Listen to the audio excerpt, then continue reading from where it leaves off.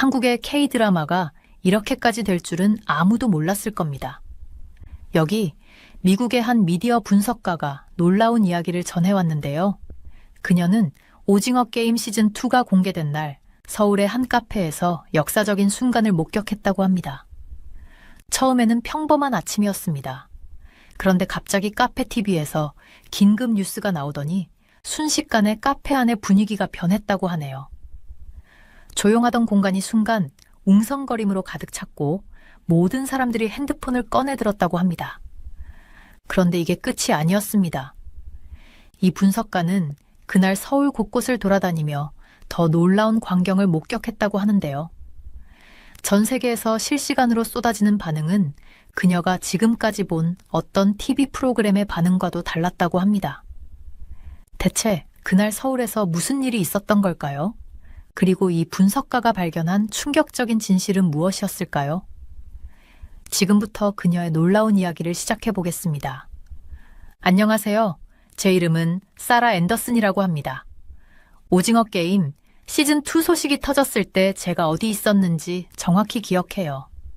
서울의 홍대에 있는 제가 제일 좋아하는 카페에서 아이스 아메리카노를 마시고 있었어요. 그때 갑자기 제 핸드폰이 울리면서 알림이 마구 쏟아졌죠. 한국에서 살고 있는 미국 출신 미디어 분석가로서 저는 이 순간을 몇 달 동안 기다리고 있었거든요. 그 카페에 있던 TV에서는 한국 뉴스 채널이 나오고 있었는데 갑자기 앵커가 긴급 엔터테인먼트 소식을 전하더라고요.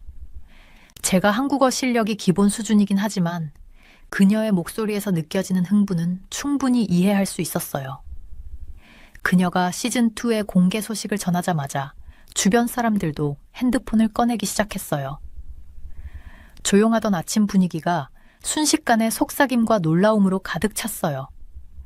제 일은 TV 프로그램과 영화를 분석하는 거예요. 특히 세계적으로 인기를 끄는 작품들을요. 제가 서울에 온 지 벌써 3년이 되었는데 오징어 게임 같은 현상은 본 적이 없었어요. 첫 번째 시즌은 마치 거대한 파도처럼 전 세계를 휩쓸면서 사람들이 한국 엔터테인먼트를 바라보는 방식을 완전히 바꿨죠. 이제 모두가 시즌2도 그 마법을 다시 만들어낼 수 있을지 궁금해하고 있었어요. 그 자리에서 바로 노트북을 꺼내 메모를 하기 시작했어요. 뉴욕에 있는 제 상사가 현지 반응에 대한 자세한 보고서를 원할 테니까요. 평소에 제 커피에 쿠키를 서비스로 더 챙겨주시는 카페 주인 김 여사님이 TV 소리를 더 크게 틀어주셨어요. 학생들, 직장인들, 관광객들까지 모두 하던 일을 멈추고 TV를 주목하더라고요. 그 순간 제 SNS 피드에는 한국 평론가들의 첫 리뷰가 올라오기 시작했어요. 몇몇 사람들은 별로 흥미롭지 않다는 반응을 보였어요. 똑같은 내용일 뿐이다라거나 첫 시즌처럼 놀랍지는 않다라는 얘기들이 있었죠. 하지만 제가 경험으로 배운 건 한국 시청자들의 반응이 국제 시청자들과 다를 때가 많다는 거예요. 한국에서 별로 흥행하지 않은 영화가 해외에서 대박나는 경우처럼요. 몇 시간 안에 제 핸드폰은 쉴 새 없이 울렸어요. 런던, 시드니, 뉴욕에 있는 동료들이 모두 서울 분위기가 어떤지 알고 싶어 하더라고요. 그래서 저는 그날 하루 종일 명동, 강남 같은 유명한 장소를 돌아다니며 사람들의 반응을 관찰했어요. TV가 있는 모든 카페에서는 공개 소식을 전하는 뉴스가 나오고 있었어요. 거리의 상인들은 벌써 오징어 게임 무단 굿즈를 팔고 있었고 관광객들은 그것들을 엄청 사들이고 있었어요. 그날 밤 저는 컴퓨터 화면으로 스트리밍 수치를 보느라 늦게까지 깨어 있었어요. 마치 경주를 보는 것 같았어요. 차 대신 나라들이 달리는 경주요. 처음에는 10개 나라에서 1위를 찍더니 금세 30개 나라로 늘어나고 자정쯤에는 50개 나라로 늘어났어요. 저는 포스트잇의 수치를 적으면서 1시간마다 업데이트했어요. 시즌 1 때보다 속도가 훨씬 빨랐어요. 저를 가장 놀라게 한 건 이 드라마가 각기 다른 문화 속으로 퍼져나가는 방식이었어요. 브라질부터 벨기에, 캐나다부터 캄보디아까지 사람들이 전부 보고 있었어요. 며칠 만에 오징어 게임, 시즌2는 92개국에서 1위를 차지했어요. 뉴질랜드가 94번째 나라로 리스트에 올랐을 때는 전혀 놀랍지도 않더라고요. 제 일이 가장 흥미로운 이유는 하나의 TV 프로그램이 이렇게 많은 사람들을 하나로 묶을 수 있다는 걸 보는 거예요. 동네 편의점에서 한국어와 영어를 섞어가며 시즌2 이야기를 나누는 10대들의 대화를 엿들었고, 지하철에서는 사람들이 핸드폰으로 에피소드를 보고 있는 걸 봤어요. 이웃집 아이들은 아파트 놀이터에서 드라마 속 게임 안전한 버전으로요를 하고 있었고요. 그 며칠을 되돌아보면 우리는 역사가 반복되는 걸 보고 있었던 것 같아요. 첫 번째 시즌처럼 오징어 게임은 좋은 이야기는 국경을 초월할 수 있다는 걸 다시 한번 증명했어요. 서울에 있든 시애틀에 있든 무언가가 이렇게 강렬하면 누구나 그 일부가 되고 싶어 하잖아요. 세계적인 열풍이 시작된 거였고, 저는 이 모든 걸 바로 눈앞에서 지켜볼 수 있었어요. 그런데 이게 더 큰 문화적 현상의 시작일 뿐이라는 걸 그땐 전혀 몰랐어요. 그날 아침 스트리밍 수치를 확인했을 때 제 눈을 의심했어요. 오징어 게임 시즌2가 차트를 휩쓸고 있는 것도 놀라웠는데 더 대단한 일이 벌어지고 있었거든요. 첫 번째 시즌이 넷플릭스 전 세계 톱 10매에 다시 진입해서 8위에 올라 있었어요. 서울에 있는 제 작은 사무실에서 컴퓨터 화면으로 이 숫자가 계속 올라가는 걸 보면서 정말 특별한 순간을 목격하고 있다는 느낌이 들었어요. 이건 전례가 없는 일이야. 제가 혼잣말로 중얼거리며 메모를 빠르게 적었어요.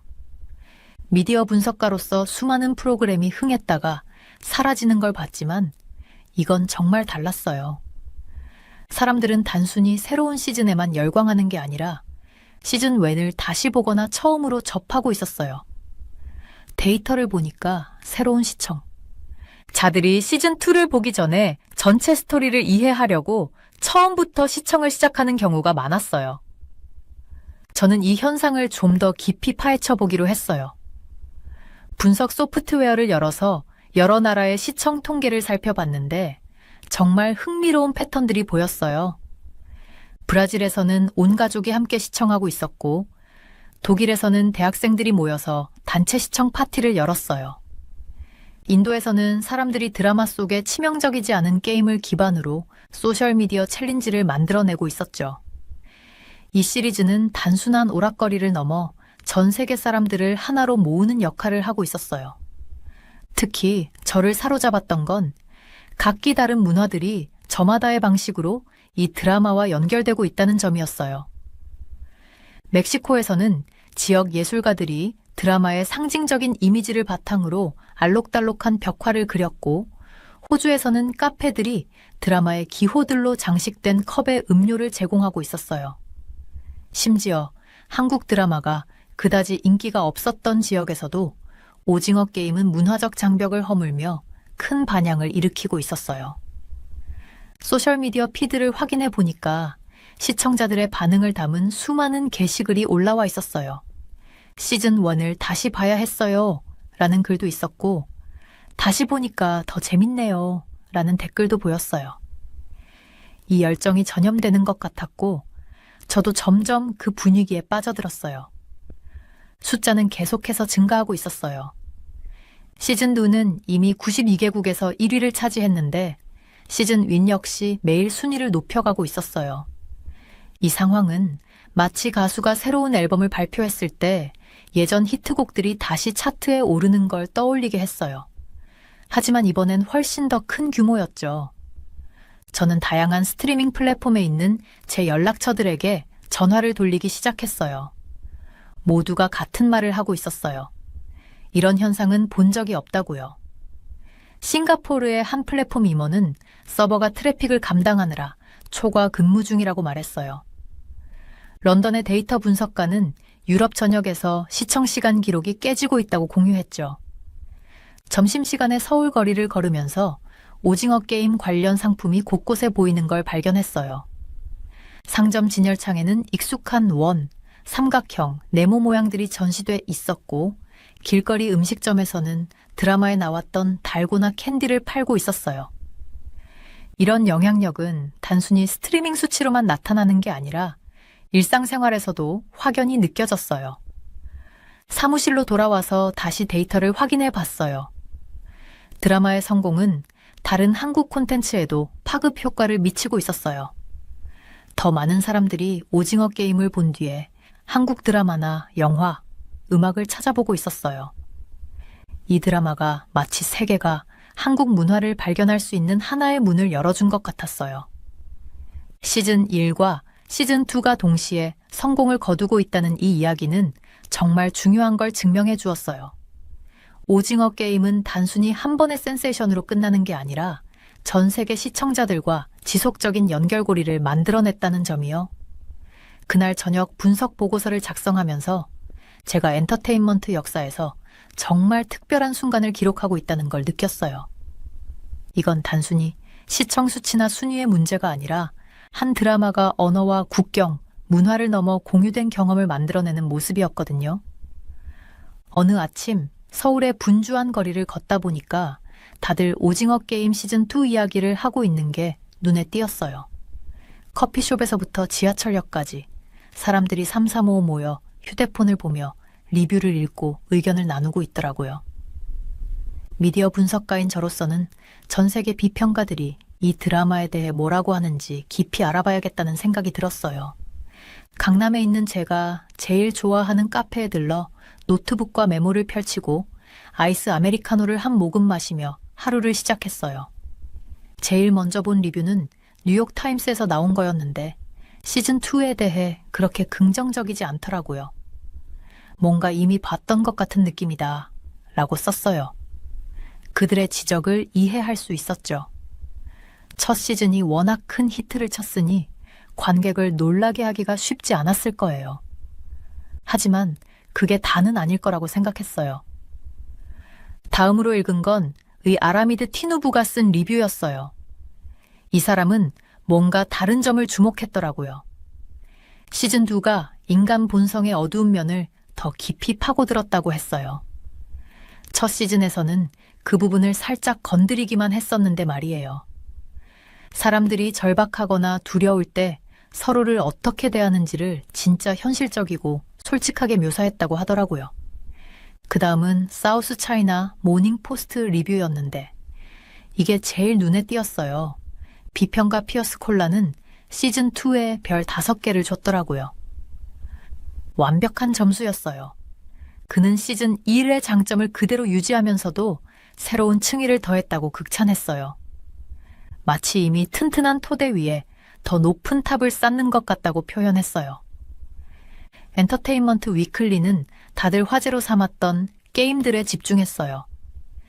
이번 시즌의 게임들이 훨씬 더 잔혹해져서 보는 것만으로도 무섭다고 했어요. 저도 특히 긴장감 넘치는 한 장면을 손가락 사이로 몰래 보던 기억이 나요. 10대 때 공포 영화를 보던 이후로 그렇게 본 적이 없었거든요. 그 긴장감이 정말 칼로 베어낼 수 있을 정도로 짙었어요. BBC의 리뷰는 이정재 배우의 연기를 중심으로 이야기를 풀어갔어요. 누군가의 연기를 보고 있으면 연기라는 사실조차 잊게 만드는 경우 있잖아요. 이정재 배우가 딱 그랬어요. 시즌2에서 그의 캐릭터가 느끼는 공포, 희망, 그리고 결단력 같은 감정을 정말 생생하게 느낄 수 있었어요. 마치 한 사람의 진짜 여정을 눈앞에서 지켜보는 것 같더라고요. 가장 생각이 많아지게 했던 리뷰는 이것이었어요. 박병은 배우가 연기한 프론트맨에 대해 다뤘더라고요. 시즌2에서 그의 캐릭터가 훨씬 복잡해졌다고 했어요. 마치 양파 껍질을 한 겹씩 벗기듯 매 에피소드마다 새로운 면모가 드러났어요. 그래서 그가 진짜 악당인지 아니면 단지 상황의 희생자인지에 대해 계속 고민하게 만들었어요. 규모가 작은 리뷰 사이트나 블로그들도 흥미로운 포인트들을 짚었더라고요. 그중 하나는 드라마가 색감과 음악을 어떻게 활용했는지에 대한 얘기였어요. 그 밝고 알록달록한 게임방들이 오히려 더 섬뜩한 분위기를 자아낸 거 기억나세요? 그리고 긴장되는 순간에 갑자기 음악이 멈춰서 심장이 더 빨리 뛰게 만들었던 장면들이요. 모든 리뷰를 모아보니까 공통된 의견이 조금씩 보였어요. 대부분의 비평가들이 동의한 부분은 1. 연기가 시즌 1보다 더 뛰어났다. 2. 게임이 더 강렬하고 창의적이었다. 3. 이야기가 인간의 선택에 대한 이유를 더 깊이 파고들었다. 하지만 의견이 갈린 부분도 있었어요. 어떤 사람들은 폭력 수위가 너무 높다고 했고, 또 어떤 사람들은 그 폭력이 의미 있는 목적을 가지고 있다고 봤어요. 어떤 사람들은 플레이어들의 과거 이야기를 더 많이 원했지만, 다른 사람들은 어떤 부분은 미스터리로 남겨두는 걸 좋아했어요. 카페에서 커피를 다 마시고 노트를 정리하며 창밖으로 서울 거리를 바라봤어요. 그때 중요한 걸 하나 깨달았어요. 이런 서로 다른 의견들은 단순히 드라마에 대한 평가가 아니라 각기 다른 사람들이 세상을 바라보는 방식에 대한 얘기였다는 거예요. 경제적 불평등이 심한 나라의 관객들은 돈과 생존에 대한 메시지에 깊이 공감했을 거고, 다른 사람들은 캐릭터 간의 관계나 도덕적 선택에 더 집중했을 거예요. 결국 비평가들이 모두 같은 생각을 하진 않았지만 시즌2에서 모두가 어떤 가치를 발견했다는 건 분명했어요. 이 드라마는 단순한 오락물이 아니라 우리 자신과 사회의 다양한 면모를 보여주는 거울 같은 작품이었어요. 제가 시즌2의 첫 번째 에피소드를 처음 본 순간을 절대 잊을 수 없어요. 미디어 분석가로서 수많은 TV 프로그램을 봤지만 이건 정말 달랐어요. 카메라 움직임 하나하나가 제 심장을 쿵쾅거리게 만들었거든요. 카메라가 천천히 앞으로 움직일 땐 마치 제가 누군가에게 몰래 다가가는 듯한 느낌이 들었고, 갑자기 빙글빙글 돌기 시작할 땐 캐릭터들처럼 어지럽고 혼란스러웠어요. 이 놀라운 카메라 워크의 주인공은 바로 촬영감독 김지용 씨예요. 촬영감독은 빛과 움직임으로 그림을 그리는 사람이라고 생각하면 돼요. 한 장면에서는 카메라가 어두운 복도를 달리는 플레이어를 따라갔는데 불빛이 깜빡거리면서 켜질 때마다 새로운 무언가가 나타나서 무섭더라고요. 숨을 고르려고 프로그램을 잠깐 멈춰야 할 정도였어요. 시즌2의 새로운 게임들은 시즌1보다 훨씬 더 창의적이었어요. 시즌1에서 나왔던 거대한 유리다리를 기억하시죠? 시즌2의 게임들은 그 높이에 대한 두려움을 더 극대화시켰어요. 한 게임에서는 얇은 줄을 타고 높은 건물들 사이를 건너야 했는데 강한 바람까지 불어서 긴장감이 장난 아니었어요. 카메라가 위에서 아래를 비출 때마다 누군가가 떨어질 뻔하면 제 속이 덜컥 내려앉는 기분이었어요. 그런데 단순히 무섭게 보이게 하는데 그치지 않고 색감을 정말 똑똑하게 사용했어요. 각 게임마다 고유의 색 테마가 있었는데 어떤 게임은 밝은 빨강과 노랑을 많이 써서 모든 게 뜨겁고 위험한 느낌이 들었어요. 또 다른 게임은 차가운 파랑과 회색을 사용해서 플레이어들과 함께 고독하고 무서운 감정을 느끼게 하더라고요. 이번 시즌에서는 캐릭터들도 많이 변했어요. 그들의 고군분투가 너무 현실적으로 느껴져서 정말 공감이 갔어요. 한 플레이어는 전직 교사였는데 처음엔 친절하고 다른 사람들을 도와주려는 모습이었어요. 하지만 게임이 진행될수록 스트레스와 상금에 대한 욕망 때문에 점점 달라지더라고요. 마치 친절한 이웃이 낯선 사람으로 변하는 걸 지켜보는 느낌이었어요. 제가 특히 충격받았던 건 권력에 대한 탐구였어요. 착한 사람이 권력을 가지면 갑자기 나쁜 사람이 되는 경우 있잖아요. 프로그램에서 게임의 경비원들을 통해 이런 주제를 다뤘어요. 이 경비원들도 우리 같은 평범한 사람들이었는데 핑크색 유니폼과 가면을 쓰자마자 플레이어들을 잔인하게 대했어요. 불과 며칠 전까지만 해도 그냥 평범한 사람들이었을 텐데 말이죠. 이걸 보면서 학교에서 몇몇 아이들이 반장이나 조장이 되자마자 갑자기 못되게 굴던 기억이 떠올랐어요. 스토리를 전개하는 방식도 달랐어요. 처음부터 끝까지 순서대로 진행되는 게 아니라 시간 순서가 뒤섞여 있었어요. 처음엔 퍼즐 조각이 다 없는 상태로 퍼즐을 맞추는 기분이라 조금 혼란스러웠는데 에피소드가 진행될수록 조각들이 하나씩 맞춰지더라고요. 왜 어떤 캐릭터가 그런 선택을 했는지 점점 이해하게 되면서 마치 미스터리를 풀면서 드라마를 보는 느낌이었어요. 또 이번 시즌에서는 게임의 비하인드 장면들을 더 많이 보여줬어요. 게임 제작자들이 모든 걸 지켜보는 통제실은 마치 첨단 기술로 무장한 지휘센터 같았어요. 벽 전체를 덮은 화면들에는 모든 플레이어들의 모습이 비춰졌고 프론트맨은 지휘자처럼 그 모든 걸 감독하고 있었어요. 이런 장면들을 보면서 게임 속 모든 상황이 얼마나 철저히 계획된 건지 알 수 있었어요. 절대 우연히 일어나는 일은 없더라고요. 음악도 긴장감을 쌓는데 큰 역할을 했어요. 가끔은 아예 음악이 없어서 발소리나 숨소리가 고스란히 들릴 때도 있었어요. 그러다 갑자기 음악이 시작되면서 롤러코스터가 큰 낙하를 앞두고 천천히 올라가는 느낌을 주더니 무서운 일이 벌어질 땐 제 손이 의자 팔걸이를 꽉 쥐고 있는 걸 발견했어요. 특히 놀라웠던 건 프로그램이 침묵을 사용하는 방식이었어요. 많은 장면에서 아무도 말하지 않았는데 표정이나 움직임, 그리고 카메라의 움직임만으로도 모든 걸 알 수 있었어요. 마치 말하지 않아도 그 사람의 생각을 읽는 느낌이었어요. 시즌이 진행될수록 각 에피소드가 더 큰 무언가를 향해 쌓여가는 걸 느꼈어요. 시즌 3에 대한 힌트를 여기저기 흘려놓았는데 마치 빵 부스러기를 따라가는 것 같았어요. 의문의 전화 한 통, 이상한 심볼 같은 것들이 나올 때마다 다음 시즌에 무슨 일이 벌어질지 궁금해서 참을 수가 없었어요. 물론 2025년까지 기다려야 한다는 게 아쉽긴 했지만요. 폭력의 묘사도 이번엔 다르게 다뤄졌어요. 충격적인 장면을 보여주는 대신 카메라가 마지막 순간에 살짝 눈을 돌리면서 상상에 맡기더라고요. 이상하게도 그게 더 강렬하게 느껴졌어요. 마치 어두운 곳에서 무서운 이야기를 할 때 직접 보는 것보다 상상하는 게 더 무서운 것처럼요. 시즌2가 끝났을 때는 몇 시간 동안 롤러코스터를 탄 기분이었어요. 단순히 이야기를 본 게 아니라 긴박한 순간 하나하나, 어려운 선택들, 그리고 놀라운 반전들을 모두 함께 체험한 느낌이었어요. TV 프로그램을 직업적으로 많이 보는 제가 이런 몰입감을 느낀 적은 거의 없었던 것 같아요. 저는 서울에 있는 작은 사무실에서 컴퓨터 화면을 바라보며 앉아 있었어요. 시즌2에 대한 댓글과 리뷰가 소셜미디어 피드에 쏟아져 들어오는 걸 보고 있었거든요. 밝은 오후 햇살이 창문으로 들어와 제가 쇼를 보면서 적어놓은 노트 더미의 그림자를 드리웠어요. 미디어 분석가로서 시즌2의 속도에 대한 논쟁을 무시할 수가 없었어요. 너무 늘어지는 느낌이에요. 한 리뷰어가 썼더라고요.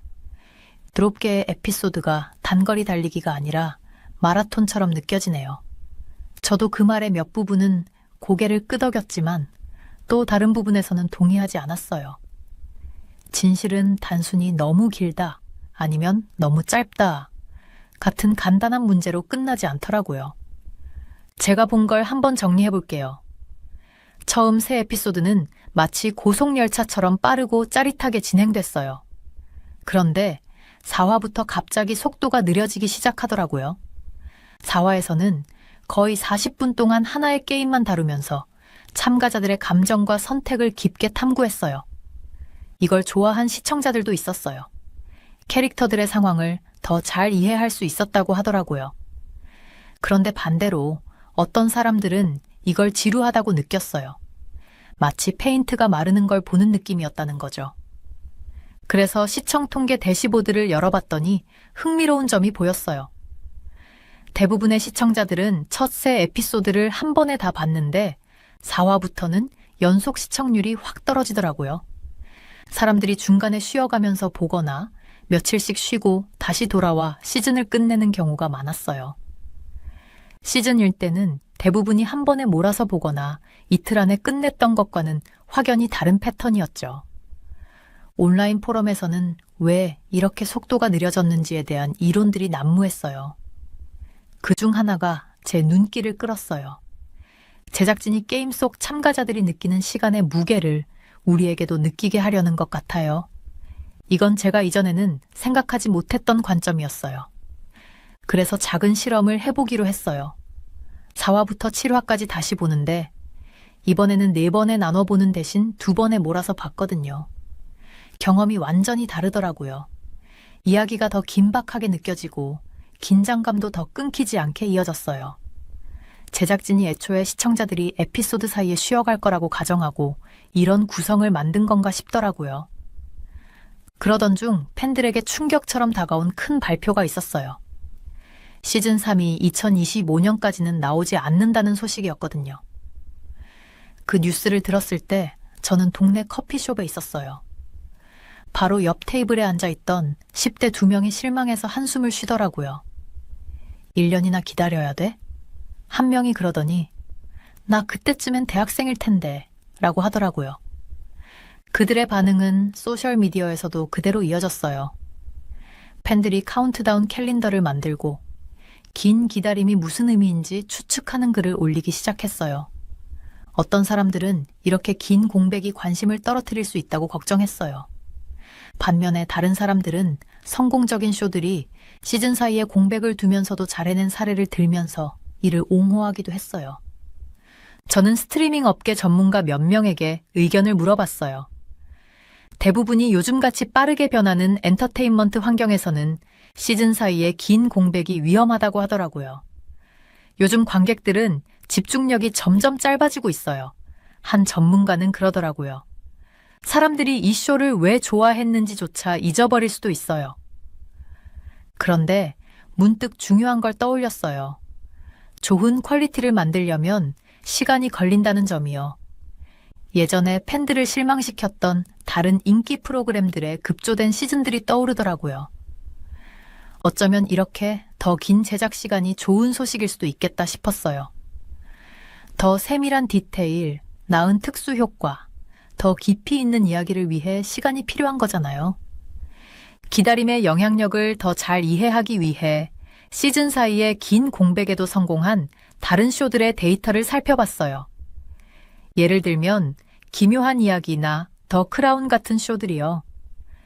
이런 쇼들은 사람들이 퀄리티 있는 콘텐츠를 위해 기다려줄 수 있다는 걸 증명해줬더라고요. 그렇지만 저는 여전히 이게 쇼의 흐름에 어떤 영향을 미칠지 걱정이 됐어요. 엔터테인먼트 환경은 워낙 빠르게 변하니까요. 기다리는 동안 다른 쇼가 사람들의 관심을 빼앗아가면 어떡하죠?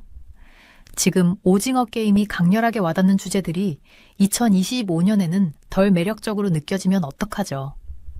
그런데 동료 한 명이 저한테 중요한 얘기를 해줬어요. 위대한 이야기는 시대를 타지 않아요. 시즌3가 정말 그들이 약속한 만큼 좋다면 사람들이 아무리 오래 기다려야 해도 결국엔 돌아오게 돼 있어요.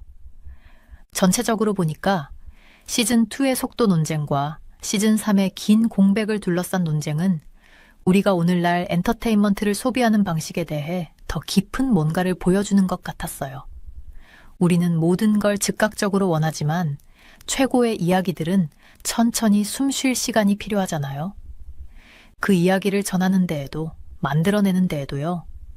시즌2에 대한 분석을 마무리하면서 어쩌면 이런 느린 접근이야말로 이 쇼가 퀄리티와 임팩트를 유지하는데 꼭 필요한 방식일 수도 있겠다는 생각이 들었어요.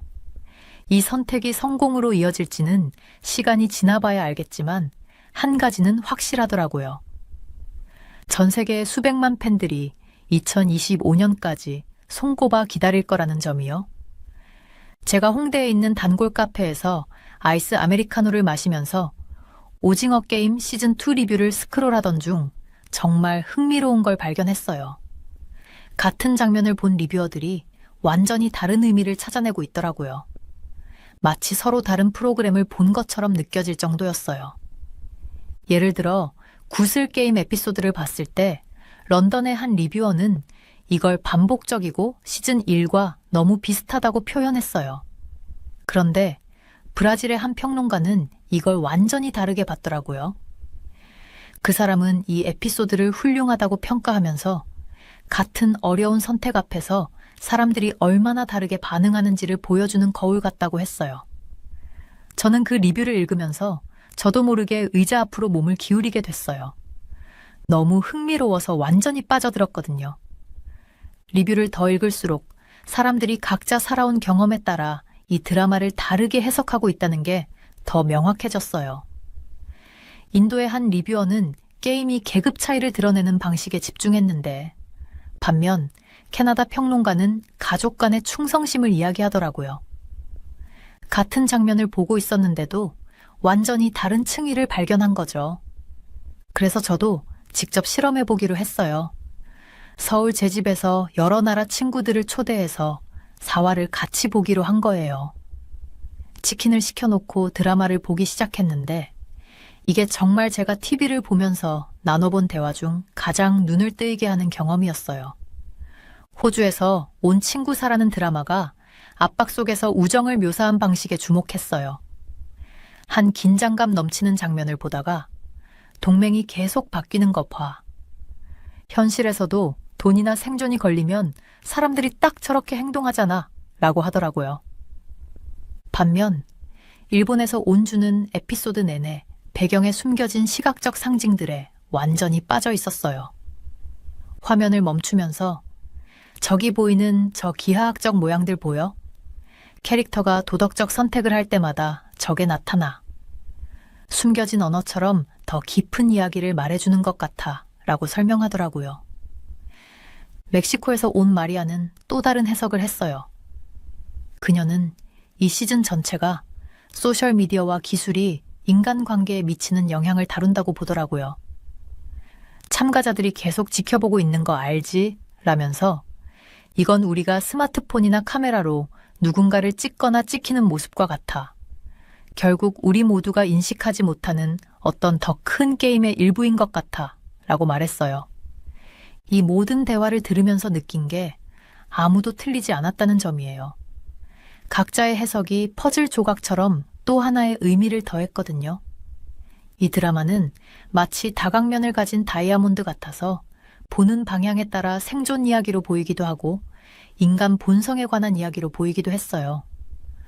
저는 몇 주 동안 온라인 포럼에 푹 빠져서 전 세계 팬들이 공유한 다양한 이론들을 읽었어요. 어떤 팬들은 캐릭터 이름의 의미나 색상 선택, 장면 속 소품 배치 같은 세부적인 요소에 집중했고, 또 다른 팬들은 부의 불평등이나 사회 정의 같은 글로벌 문제를 반영한 전체적인 메시지에 주목했어요. 특히 사람들이 각 장면의 의미에 대해 서로 존중하면서도 열정적으로 의견을 나눌 때 가장 흥미로웠어요. 마지막 에피소드의 의미에 대해 격렬한 토론이 벌어졌는데 그게 희망적인 결말인지 아니면 냉소적인 결말인지, 주인공이 올바른 선택을 했는지에 대해 논의가 이어졌어요. 모든 의견이 나름대로 타당했고 대화에 소중한 무언가를 더해줬어요. 이걸 보면서 정말 중요한 걸 깨달았어요. 좋은 드라마는 단순히 즐기는 엔터테인먼트가 아니라 대화를 시작하게 만드는 거라는 걸요. 오징어 게임 시즌2는 단순히 이야기를 들려주는데 그치지 않았어요. 우리 세계를 비추는 거울을 들이대고 당신은 여기서 무엇을 보나요? 라고 물었죠. 우리가 모두 다른 걸 봤다는 건 단점이 아니라 그게 바로 핵심이었던 거예요. 이 드라마의 반응을 분석하면서 느낀 건 이런 작품들이 사람들에게 큰 영향을 준다는 점에서 희망적이라는 거예요. 서로의 관점을 이해하는데 어려움을 겪는 이 시대에 이 드라마는 사람들을 모아 각자의 시선을 나누게 했어요. 드라마를 사랑했던 사람도 비판했던 사람도 결국 대화하고 토론하고 무엇보다 서로에게 귀를 기울였으니까요. 드라마 제작자는 사람들이 생각하고 이야기할 거리를 만들어주고 싶었다고 말한 적이 있어요. 시즌2가 촉발한 이 글로벌 대화를 보면서 그 목표를 완벽히 달성했다고 느꼈어요. 서울에 살면서 이 현상을 지켜본 미국인으로서 가끔은 이야기 그 자체보다 사람들이 그걸 어떻게 이해하는지가 더 가치 있을 수 있다는 걸 배운 것 같아요.